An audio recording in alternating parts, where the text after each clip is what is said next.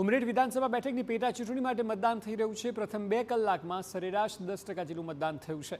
વહેલી સવારથી મતદાન માટે મતદારોએ લાઈનો લગાવી છે। ભાજપના હર્ષદ પરમાર અને કોંગ્રેસના ભૃગુરાજસિંહ ચૌહાણ વચ્ચે આ રાજકીય લડાઈ છે।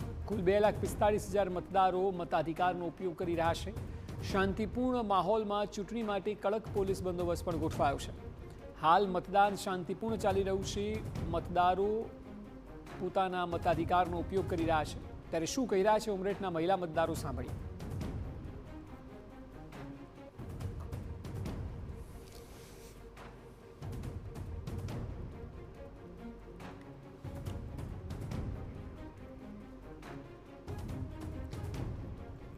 તો થોડી વારમાં આપણે મહિલા મતદારોની વાત સંભળાવીશું, પરંતુ અત્યારે જે આંકડા સામે આવી રહ્યા છે તે પ્રથમ 2 કલાકના છે કે જ્યાં 10% જેટલું મતદાન કરવામાં આવ્યું છે।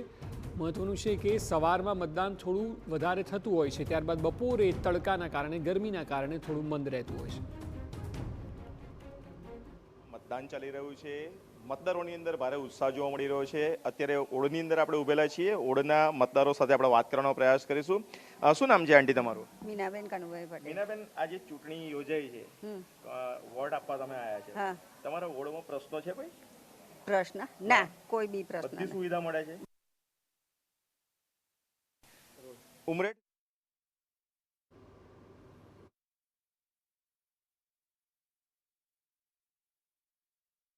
મતદારો સાથે આપણે વાત કરવાનો પ્રયાસ કરીશું। શું નામ છે આંટી તમારું? મીનાબેન કનુભાઈ પટેલ। મીનાબેન, આજે ચૂંટણી યોજાઈ છે, વોટ આપવા તમે આવ્યા છે, તમારા વોર્ડમાં પ્રશ્નો છે કોઈ? પ્રશ્ન ના, કોઈ બી પ્રશ્ન બધી સુવિધા મળે છે? બધી સુવિધા મળે છે। તમારા ધારાસભ્ય જે નવા બનશે એમની પાસે શું અપેક્ષા તમારી? પથ્થર નાખ્યા। ક્યાં પથ્થર નાખવા છે? ફરિયામાં જ। શું સમસ્યા થાય છે અત્યારે? અત્યારે ઠેહો વાગે। અચ્છા, એટલે આરસીસી નહીં કરેલું? ના ના ના ના ના। અચ્છા, તો તમે ધારાસભ્યને અગાઉ કીધેલું ખરું ક્યારે કે કોઈ કેટલી વાર કહ્યું અમે તો પંચાયતમાં, પણ કોઈ નહીં આવતું। પંચાયત વાળા કોઈ નહીં કરતા? ના। શું નામ બેન તમારું? વનિતાબેન શું કનુભાઈ। કરો છો તમે? હું અત્યારે અહીંયા છું, લાઈક પહેલા બહાર હતી પણ અહીંયા આવી છું। અચ્છા, તમે આજે મતદાન કરવા માટે આવ્યો છો, કયા મુદ્દાને તમે ધ્યાને રાખો છો? તમારા નેતા ધારાસભ્ય કેવા હોવા જોઈએ? યા મે બી લાઈક ઇન ફ્યુચર કંઈક સારું કરશે, અચ્છા, કંઈક સારું લાઈક ઇન્ટેન્સ ધરાવશે, કંઈક સારું ક્લીન કરાવશે।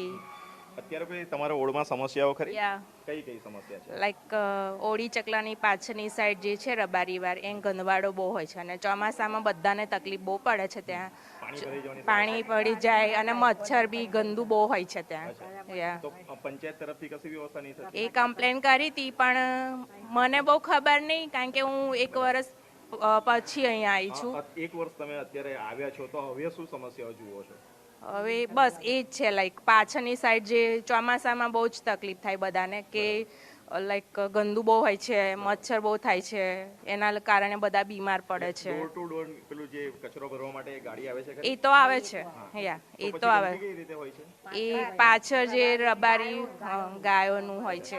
શું નામ બા તમારું? લીલાબેન। હા, લીલાબેન। અચ્છા, તમારા ધારાસભ્ય કેવા હોવા જોઈએ? હારા થવા જોઈએ ને। ગોવિંદભાઈએ શું કામ કરેલા? એ ખબર નહીં, મને ખાઈ નહીં ખબર? તો નવા ધારાસભ્ય કોણ જે બનશે એમણે તમારા કેવા કામો કરવા જોઈએ? એ તો પથ્થર નાખશે જ ને હારા। પથ્થર નખાવા છે, બીજું શું કામ કરવાનું છે? બીજું શું કરાવવાનું? શું નામ બા તમારું? રમીલાબેન। હા, રમીલાબેન। રમીલાબેન, તમારા વિસ્તારમાં શું સમસ્યા? અમારા દિવાળી પહેલાની મૂતેડી ધોવા આવતા નથી। અમારા સામે હું દેડી છે તો એટલી બધી વાસ મારે છે ને, મચ્છર થયા છે ને, ના પૂછે વાત। તો નગરપાલિકા વાળા કોઈ કશું કરતા નહીં? કશું કરતા નથી, તારે ને નહીં તો ના આવવું જોઈએ, એમને મૂતેડી ધોવા મોકલવા જોઈએ ને। અચ્છા, આખા ગામના બધા જે હોય મય જાય ને પછી મય પાણી ના થાય, કશું ના થાય, ગંદવાડો થાય તો કોણ એવું બેઠે? તમે ધારાસભ્ય પાસે શું અપેક્ષા રાખો? નવા ધારાસભ્ય પાસે આવું બધું ગંદવાડ સાફ કરે એ બધું રાખીએ અમે। બીજું શું કરે? ને મૂતળી તો કોઈ ધોવા જ નહીં આવતા। અચ્છા, ના આવડે આ બધું પેલું લાઈનો નાખી છે ને એ બધું ખોદ્યું છે બધું। વેરો ભરો છો? વેરો ભરો છો? આ શું ભર્યા વગર અમે રહીએ છીએ। તો પછી વેરો ભરો છો તો પછી તમે અપેક્ષા તો રાખી શકો ને એમની પાસે? વેરો ભરે ને આમાં ઘરવાળો ભરે છે, હું ભરવા નહીં જતી। એટલે હા, તો હવે તમારી અપેક્ષા પણ હોય કે તમે વેરા ભરો છો તો તંત્રે તમારા કામ કરવા પણ કોઈ સાંભળે છે? 12 મહિનાથી મૂતેડી પછી કોઈ વાપરવા રાજી નહીં। કાકા વાત તો કરો, હવે તમે આટલી વાત નહીં અમાર અચ્છા, લેવા માટે તૈયાર થઈ જાય છે પછી કોણ વોટ લે? હે? તમામ રાજકીય પક્ષો? કોઈ જોવા આવતું નહીં। ઓળની અંદરની વાત કરવામાં આવે તો મોટા પ્રમાણમાં સ્થાનિક નાગરિકોને ઘણી પ્રકારની સમસ્યાઓ છે. સ્વચ્છતાની વાત હોય, ચોમાસામાં પાણી ભરાઈ જવાની વાત હોય, જો કે વોટિંગ કરવા આવેલા મતદારોની અંદર પણ આજે પણ આક્રોશ જોવા મળી રહ્યો છે કે તેઓ વેરા ભરે છે તો તેમના કામ કેમ નથી કરવામાં આવતા. કેમેરા પર્સન અરવિંદ સોલંકી સાથે ધર્મેન્દ્ર કપાસી, TV9 ઉમરેઠ.